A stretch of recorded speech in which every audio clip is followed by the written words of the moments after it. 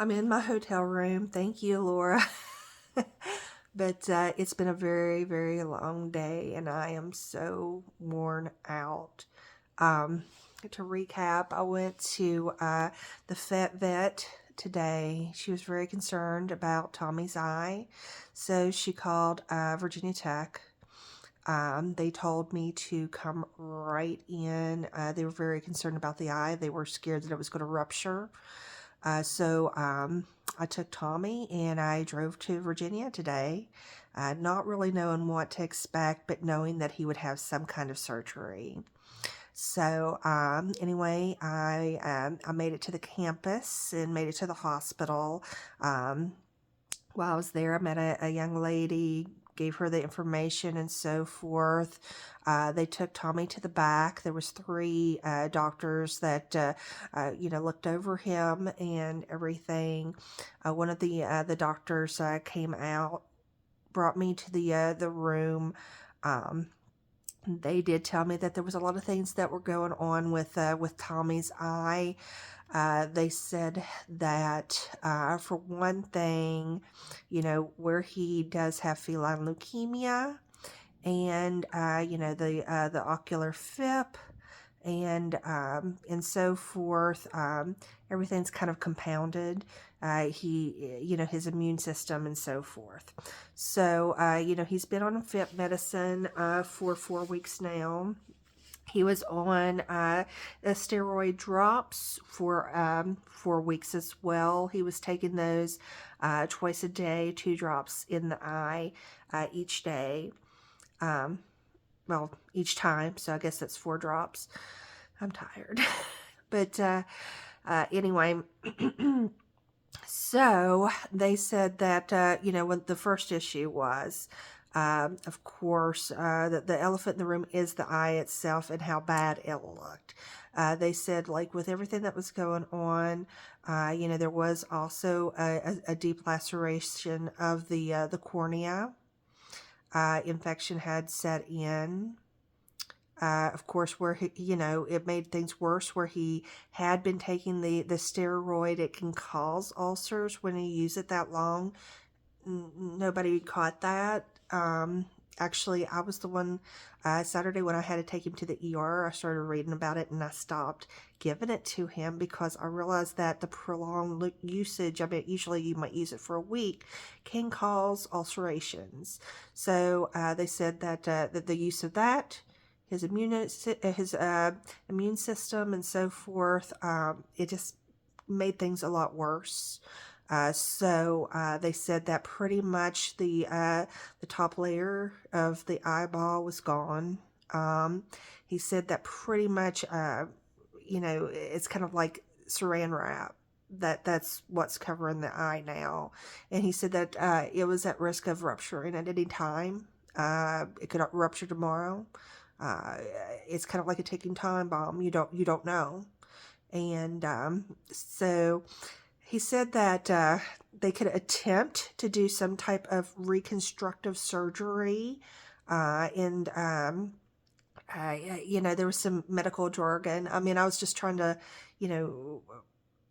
get all the information I could. He was a nice gentleman. He actually had a picture of a giant eyeball, and he was trying to draw on it and describe everything for me. But it's a lot to digest. He also said that. In the corner of the eye, that there was some kind of mass there that could be lymphoma. He said that, with feline leukemia, of course, some of the cats, they get lymphoma, and lymphoma was one of my biggest fears. When I started taking to the vet for these issues, lymphoma had been addressed before. Of course, like, that was with Animal Care Associates, and I started going to Fedville. They were leaning more towards the ocular FIP, especially when the medicines started working, the ocular FIP meds. So anyway, he said that there's no way to tell if it is lymphoma unless they take the eye out and send it off for testing. So he said, given that, if it is cancer, you don't want to keep it in, obviously. So, with all that stuff going on, the recommendation was to take the eye out, which I had already discussed in Fayetteville to Dr. Sarah, which is she's a wonderful person. I really, I highly recommend their office. They really care about the patients. They're great.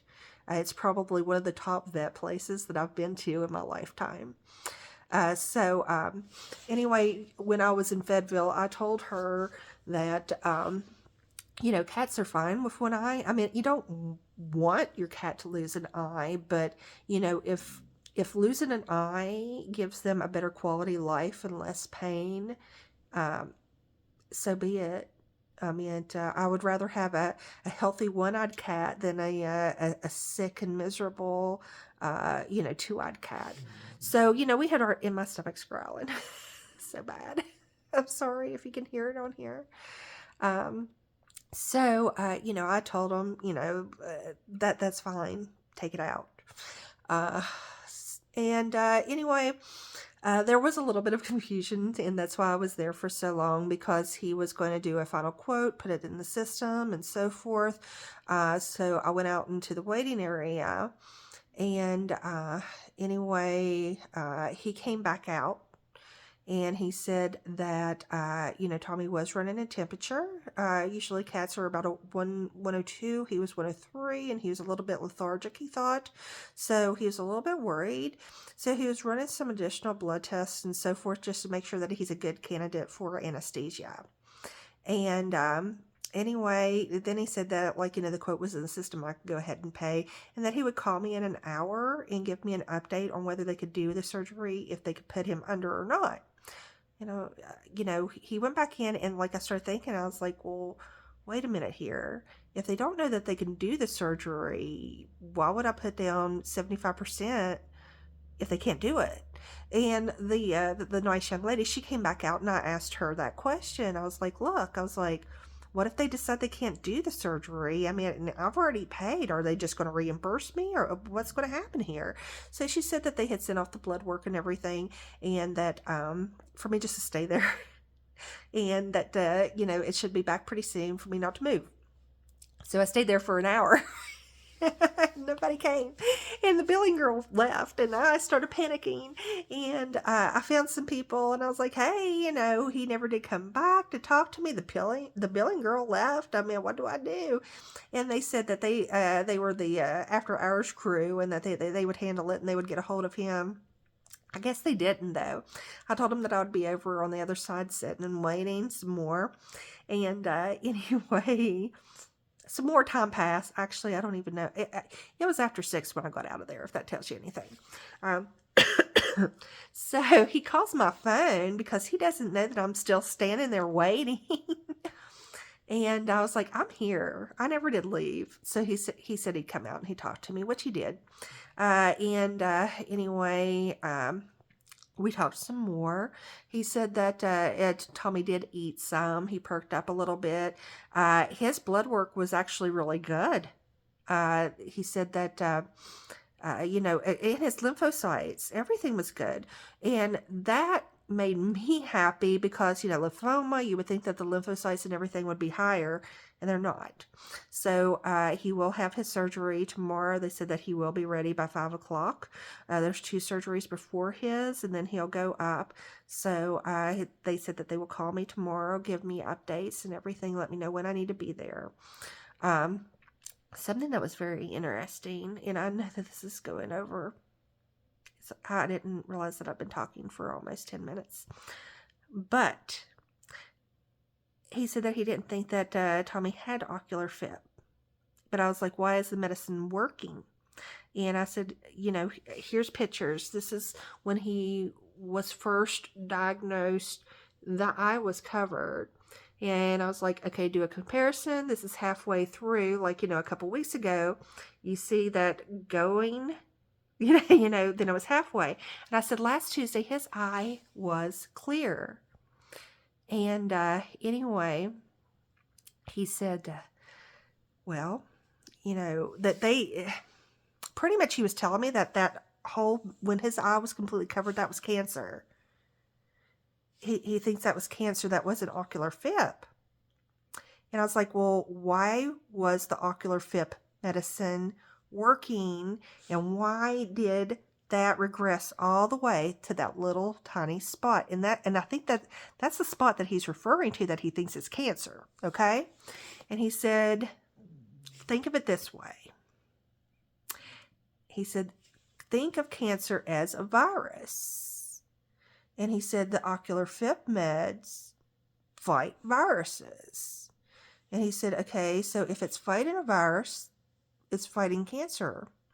And he said, so if you're seeing that it's working and you're seeing the regression, you would think, okay, that medicine is fighting cancer, right? And I said, so even though you think that he doesn't have ocular phip, then I should still use the ocular phip medication, because it's showing me visually, I could see a difference of a cancer regression. And he said that he couldn't tell me whether or not to use that medicine, to use my own discretion on what I think. So, one would think from that conversation that I should still continue to use ocular phip meds, because you could see the difference and you could see a regression. And